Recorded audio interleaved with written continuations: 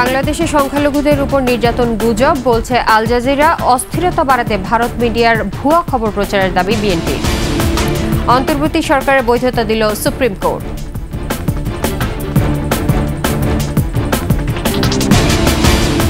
এবং দুর্নীতি দমন করে সুশাসন নিশ্চিত করাই বড় চ্যালেঞ্জ, বলছেন বিশেষজ্ঞরা। সংবিধান সংশোধনের তাগিদ।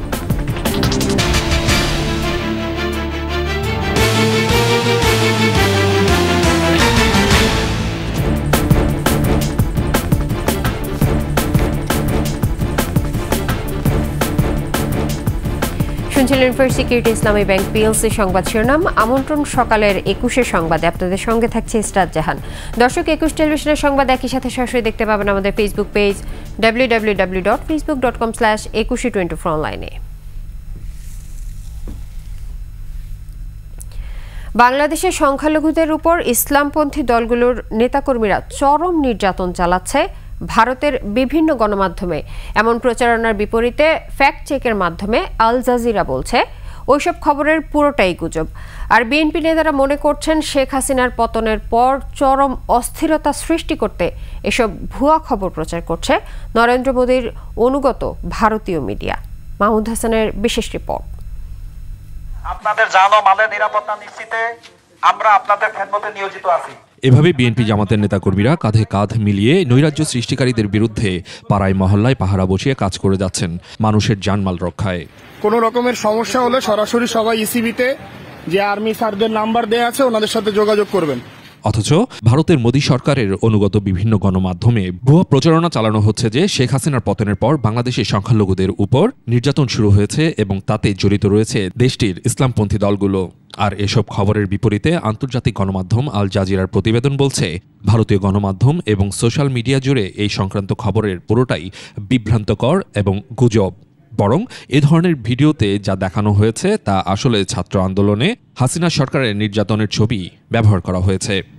যে আমাদের সূর্য সন্তানদের ত্যাগের বিনিময়ে যে অর্জিত স্বাধীনতা, এই স্বাধীনতাকে নস্যাৎ করার জন্য একটি কুচক্রী মহল কিংবা ষড়যন্ত্রকারী মহল চেষ্টা চালিয়ে যাচ্ছেন। সব কিছুই একই সূত্রে গাঁথা। এখন আর সেই দিন নাই যে দোষ না করলেও দোষ চাপিয়ে দেওয়া যাবে।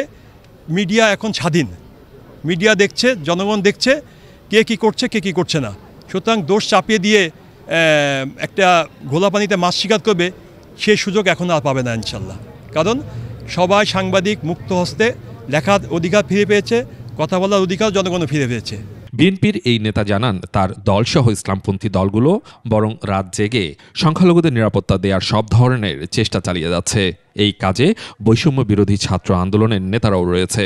যুবদল স্বেচ্ছাসেবক দল তারা পালাক্রমে আমরা বিভিন্ন উপাসনালয় যেমন গির্জা বলেন, মন্দির বলেন, আমরা পালাক্রমে পাহারা দিচ্ছি যাতে কেউ একটি পরিমাণ ঢিল ছুঁড়ে এই টাইপের বিভেদ তৈরি করতে না পারে, দেশের মধ্যে একটা অরাজকতা সৃষ্টি করতে না পারে। ভারতের প্রধানমন্ত্রীর দল বিজেপির অন্যতম শীর্ষ নেতা শুভেন্দু অধিকারী টাইমস অফ ইন্ডিয়াকে জানিয়েছে 1 কোটিরও বেশি শরণার্থী নাকি শীঘ্রই পশ্চিমবঙ্গে অনুপ্রবেশ করতে পারে।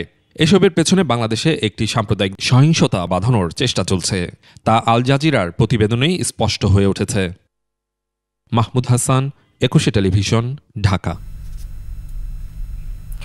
অন্তর্বর্তীকালীন সরকারের বৈধতা দিয়েছে সুপ্রিম কোর্টের আপিল বিভাগ। অন্তর্বর্তীকালীন সরকারের গঠন, উপদেষ্টা নিয়োগ ও উপদেষ্টাদের শপথ পাঠ করানো যেতে পারে বলে মতামত দেয়া হয়। নোবেল বিজয়ী অর্থনীতিবিদ ডক্টর মোহাম্মদ ইউনূসের নেতৃত্বে অন্তর্বর্তীকালীন সরকার গঠনের আগে রাষ্ট্রপতি মোহাম্মদ শাহাবুদ্দিন এই মতামত চেয়েছিলেন।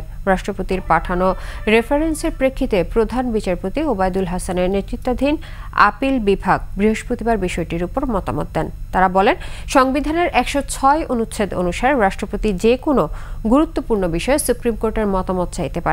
প্রধানমন্ত্রী পদত্যাগ করায় রাষ্ট্রপতি জাতীয় সংসদ ভেঙে দেয়ায় উদ্ভূত পরিস্থিতিতে সাংবিধানিক শূন্যতা দূর করতে এবং নির্বাহী কার্যক্রম সুন্দরভাবে পরিচালনার উদ্দেশ্যে অন্তর্বর্তীকালীন সরকার গঠন করা যেতে পারে এবং রাষ্ট্রপতি অন্তর্বর্তীকালীন সরকারের প্রধান উপদেষ্টা ও উপদেষ্টা মণ্ডলীকে শপথ বাক্য পাঠ করাতে পারেন বলে বিশেষ রেফারেন্সের মাধ্যমে আপিল বিভাগ এই মত দেয়।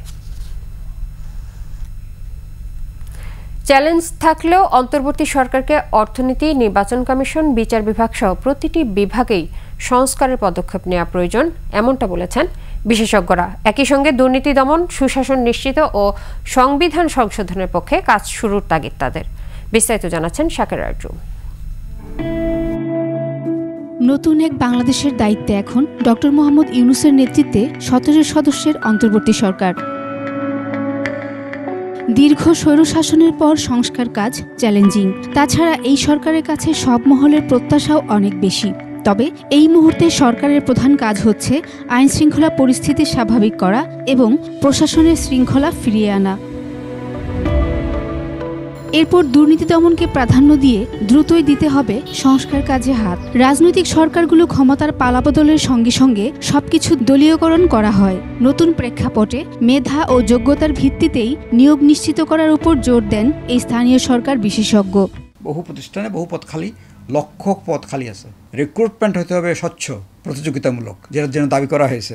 দুর্নীতি, দুর্বৃত্তায়ন, চারদিকে সরকার আর দল একাকার হয়ে গিয়েছে। সবকিছু এই যে দলের লোকদের করায়ত্ত ছিল এবং এগুলো জনগণের স্বার্থে কাজ করে নাই।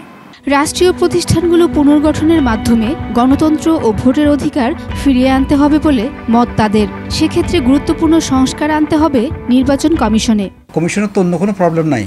প্রবলেম তো হয়ে গেছিল তারা সরকারের কথা শুনে নির্বাচন করতেন, সরকারের ডিরেকশন অনুযায়ী নির্বাচন করতেন বলেই না তাদের সমস্যা হয়েছে। নির্বাচন কমিশন তাদের রিটার্নিং অফিসারের আইন পরিবর্তন করে নির্বাচন কমিশনে যারা চাকরি করে তাদেরকে রিটার্নিং অফিসার করতে হবে। বিচার বিভাগের ক্ষেত্রে বিচার প্রার্থীদের কথা ভেবে প্রতিটি বিভাগে হাইকোর্ট বেঞ্চ চালু করার মত দেন বিশেষজ্ঞরা। পাশাপাশি উপজেলা পর্যায়েও কোর্ট চালুর প্রস্তাব তাদের। বিভাগীয় পর্যায়ে হাইকোর্টটাকে বেঞ্চগুলো দিবেন কিনা এইটার একটা সিদ্ধান্ত দরকার। এই জন্য সংস্কারের প্রশ্ন আসবে। কিন্তু আমাদের উপজেলাতে কোর্ট করার এক্সপেরিয়েন্স আছে এবং এক্সপেরিয়েন্সটা ভালো এক্সপেরিয়েন্স, পজিটিভ। সুতরাং আদালত, নিম্ন আদালতকে উপজেলা পর্যন্ত নিয়ে যেতে হবে। এসকে সিনহাকে যখন জোর করে অপসারণ করা হলো তারপর থেকে বিচার বিভাগের মেরুদণ্ড ভেঙে গেছে। স্বাধীনভাবে বিচারক ইচ্ছা করলেও বিচার করতে পারে না। এই জায়গাগুলোতে এখন বিচার বিভাগের সংস্কারটা আশু প্রয়োজন। একই সঙ্গে সংবিধান সংশোধন ও তত্ত্বাবধায়ক ব্যবস্থা ফিরিয়ে আনার পক্ষে কাজ শুরুর কথা বলেন বিশিষ্টজনেরা। তত্ত্বাবধায়ক সরকারের পলিসিটা এটা একমত পোষণ করা দরকার। যেভাবে হোক আইনি পরিবর্তন, সেটা তো সংবিধান পরিবর্তন করতে হবে। তো সেটিও যারা নেক্সট পার্লামেন্টে আসবে ইলেকশনে তাদের তো আগে থেকেই ঘোষণা দিতে হবে যে আমরা এটা করব। অর্থনীতিকে পুনরুজ্জীবিত করার কাজটিও একই সঙ্গে শুরু করতে হবে। সেক্ষেত্রে কালো টাকার বিষয়টি অন্তর্বর্তী সরকারকে ভাবতে হবে বলে মনে করেন তারা। প্রচুর কালো টাকা বিভিন্ন জায়গায় রয়েছে। এগুলো কিন্তু বাজারকে ডিস্টেবল করবে, এগুলো কিন্তু সন্ত্রাসে ব্যবহার হবে। 1000 টাকার নোট চট করে ব্যান করে দেওয়া দরকার ফর এ উইক। বিশেষজ্ঞরা আরও বলছেন, দেশকে গণতান্ত্রিক ধারায় ফিরিয়ে আনার দায়িত্বটা কঠিন। তবে নোবেলজয়ী অর্থনীতিবিদ মোহাম্মদ ইউনূসের নেতৃত্বে অন্তর্বর্তী সরকার এ দায়িত্ব পালনে সক্ষম হবে। শাকের আরজু, একুশে টেলিভিশন, ঢাকা। আমদানি থেকে বেরিয়ে রপ্তানি নির্ভর শিল্পোন্নত বাংলাদেশ করতে সমৃদ্ধ এমএসএমই খাতের বিকল্প নেই। এজন্য এসএমই পণ্যের বিপণন ব্যবস্থা আরও শক্তিশালী করার পরামর্শ বিশেষজ্ঞদের। বলছেন, স্থানীয় এসএমই উদ্যোক্তাদের কাছ থেকে অভ্যন্তরীণ বড় শিল্পের মালিকরা যাতে কাঁচামালের একটি অংশ নিতে বাধ্য হন সে ধরনের নীতিমালা থাকা দরকার। এছাড়া ভ্যাট, ট্যাক্স ও ঋণের সুদ কমানোর দাবি জানিয়েছেন উদ্যোক্তারা। 21 স্পেশালে এসএমই খাত নিয়ে তৌহিদুর রহমানের 2 পর্বের ধারাবাহিক রিপোর্টের শেষ পর্ব আজ। কর্মসংস্থান সৃষ্টিতে এমএসএমই খাতের গুরুত্ব অনেক, তবে বিপুল এই সম্ভাবনা পুরোপুরি কাজে লাগানো যাচ্ছে না।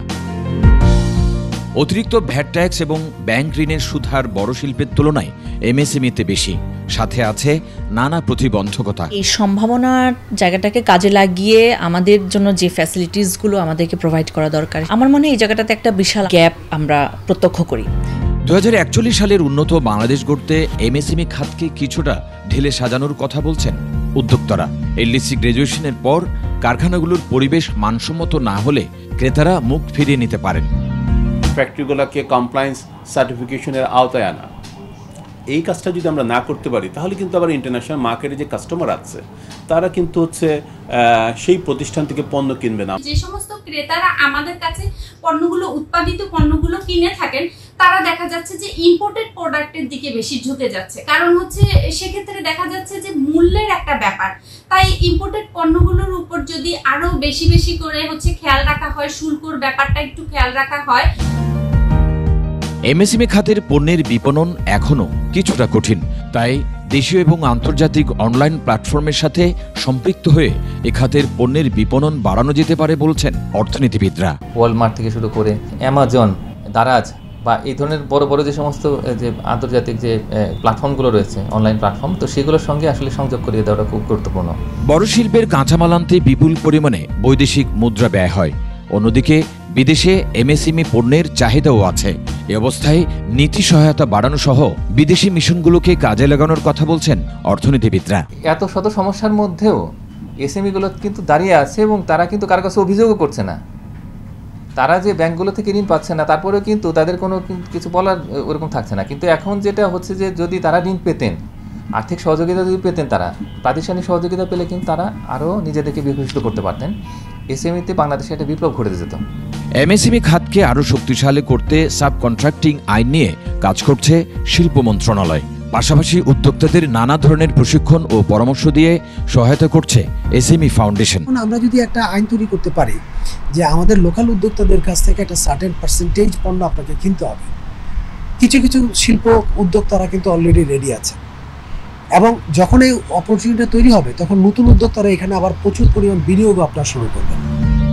তরুণ জনগোষ্ঠীকে এমএসএমই খাতের সফল উদ্যোক্তা হওয়ার পরামর্শ দিচ্ছেন বিশেষজ্ঞরা। তৌহিদুর রহমান, 21 টেলিভিশন, ঢাকা। এর সাথে শেষ করছি সকালের 21 সংবাদ। তবে যাবার আগে ফার্স্ট সিকিউরিটি ইসলামী ব্যাংক পিএলসি সংবাদ শিরোনামগুলো আরও একবার। বাংলাদেশের সংখ্যালঘুদের উপর নির্যাতন গুজব, বলছে আল জাজিরা। অস্থিরতা বাড়াতে ভারত মিডিয়ায় ভুয়া খবর প্রচারের দাবি বিএনপির। অন্তর্বর্তী সরকারের বৈধতা দিল সুপ্রিম কোর্ট।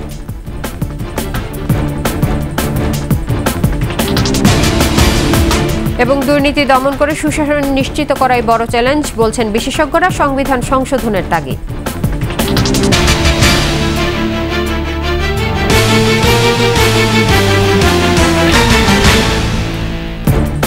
সর্বশেষ সংবাদ জানতে ডায়াল করুন 2021 নম্বরে, আর ভিজিট করুন 21-tv.com এই ওয়েবসাইটে। এছাড়াও ফেসবুকেও ভিজিট করতে পারেন www.facebook.com/2124 অনলাইনে। এতক্ষণ সঙ্গে থাকার জন্য ধন্যবাদ।